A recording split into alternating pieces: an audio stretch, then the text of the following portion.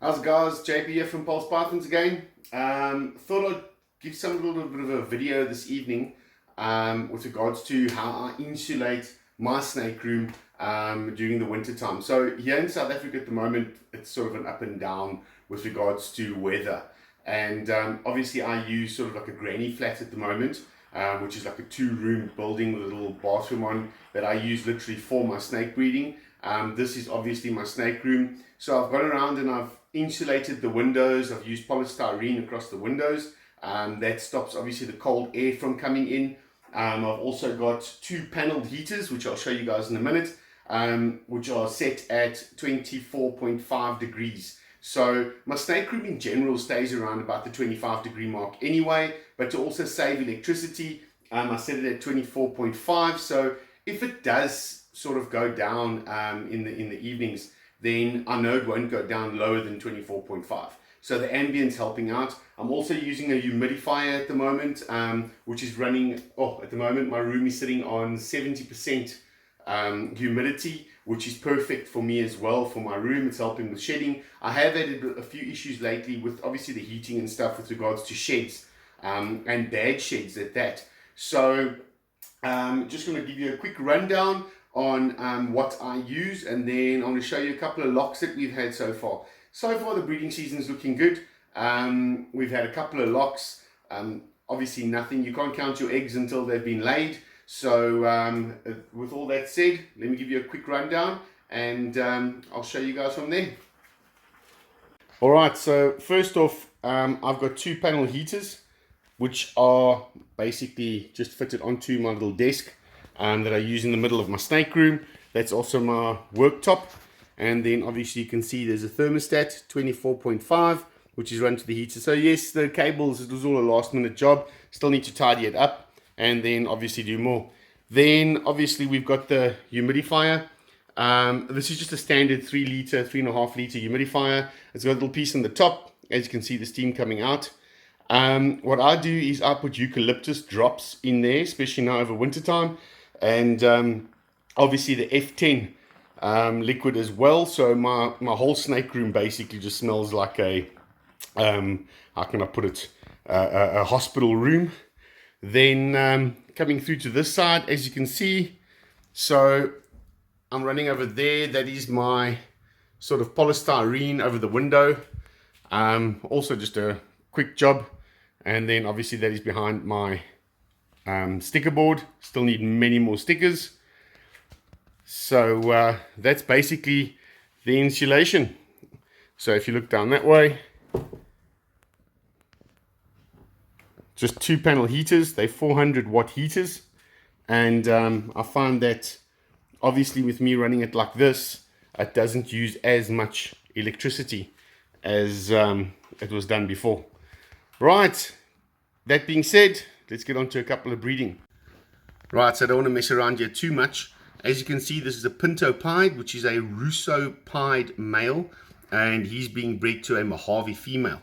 So my mission over here is to make blue-eyed leucistics, which are Mojave Russos, also bells, and then obviously everything will be 100% het pied, because obviously daddy is pied. So that is one of them. Another one of my sought after pairings this season, that is my Mochi, which is Mojave Enchi, 100% het ghost male, and he's being bred to a 100% het ghost female. So I'm hoping for a couple of Mochi ghosts, Mojave ghosts, Enchi ghosts, whatever. I will take what I can get. But this is another brilliant little pairing happening this season. Very, very, very happy with this.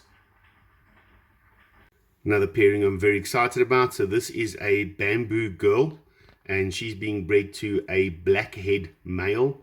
This blackhead is 100% het exanthic proven, and excuse me, so he's locked up to a bamboo, so I'm hoping to make bamboo blackheads possible het exanthic this season. Very, very, very excited about this one. Alright guys, so that was a quick rundown of 2 or 3 of my locks that I've got so far. I've got a couple more. I'm focusing a lot of desert ghosts and pied this season. So I'm doing pastel desert ghosts to visual albino pied. I'm also doing pastel desert ghost to mystic black pastel. And obviously pastel desert ghost I'm putting to ultramel as well. So yeah, I'm hoping that to get a couple of good things this season. I'm going a lot for the triple recessives, double recessive, triple recessives, and then hopefully from there get a couple of decent visual desert ghosts in obviously the pied and the clown, and then from there obviously combine all of them together. I'm liking the whole blackhead bamboo pos het xanthic. I think an xanthic blackhead bamboo might look well. And then obviously a blackhead xanthic bamboo pied. So a blackhead bamboo lightning pied, if you want to call it that. So yeah, dabbling a little bit here and there with a couple of things, and hopefully the season looks good for us and works out better for us. So let's see how it goes. A couple of locks going on.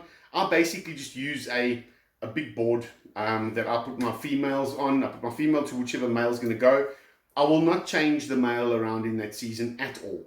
So if he takes, he takes. If he doesn't, he doesn't. It's one of those things. It's basically meant to be. So if he doesn't go this season, I'll try it out next season. I don't want to have a situation, especially with me being a new breeder, sitting with a situation of I don't know who the father is of these babies, starting to sort of misinterpret the pairings, and is it a possible this, or could it be that? I'd like to have distinct sort of characteristics and morphs while I'm breeding, and I don't like putting a possible het or a het bought from somebody else that I don't really trust with regards to my pairing. So I want to put a visual male to a het female, or a visual female to a het male. It increases my odds, and obviously when I sell those babies, then I can guarantee that they are a het of what I'm saying.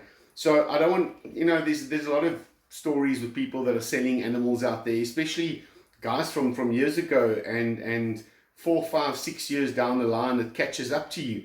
So the python breeding industry is so small as it is. So it's better for the guys just to be honest and say, it's possible. It could be this, it could be that. Don't guarantee something when you aren't 100% sure yourself. So I like using visual clowns, visual pieds, visual ultramales, visual desert ghosts onto my different morphs, so that I can produce stuff that is 100% het, and I can guarantee those babies as well. So it's all about getting your name out there and, getting a good name. I mean, there's some top breeders here in especially Johannesburg, some down Durban way, Cape Town way, and these guys are renowned and known for, the honesty and selling good, top quality animals. And I'd like to be part of that sort of group where, if somebody buys something from me, they know they're getting quality and they know they're getting the het that I'm saying it is. So I use a board, I put my male, I put my female, then every time the male locks to that female, a visual lock that I've seen, then I'll put a pink sticker, and if I put them together and I haven't seen a lock, then I'll put a blue sticker. So I like to get at least sort of 3 to 6 locks, depending on how many times the male is with different females.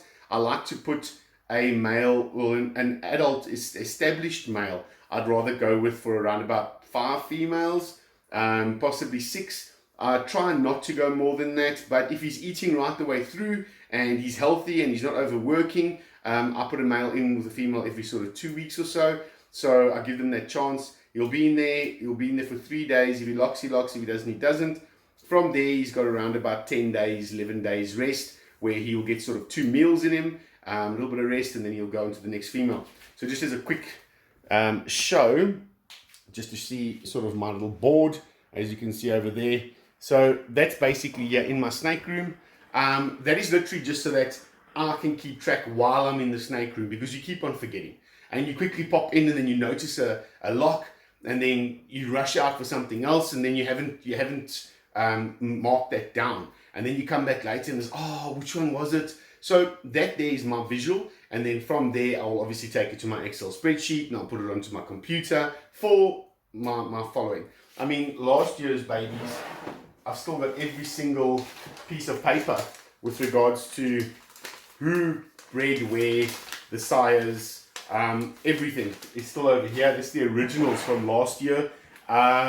We've got, I'm trying to keep record so that I can go back a few generations. Anyway, guys, I was going to do a much better and longer thought out video, but unfortunately here in South Africa we've got this thing called load shedding, and as I started the video we obviously lost the lights. So waited for that to go and get finished, and thought I'll come in and do a quick vid, and then next weekend we'll do something better. I do want to do another video on sort of the breeding of rodents again, and how many rodents do I need in order to support sort of 200 snakes. How I do it, how much the costs are involved, and sort of to give you guys sort of an idea as well. Many people think, oh, a rat will give me 10 babies every single month. It doesn't work that way. A female is going to give you around about 6 litters a year. But again, that's for the next video, and I'll show you all those. Guys, thank you so much. Please like and subscribe, and become part of our followers over here, and like our videos.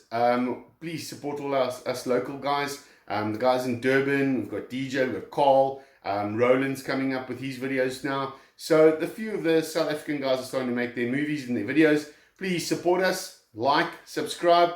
See you guys there, hit the notifications. Cheers, have a lucky evening.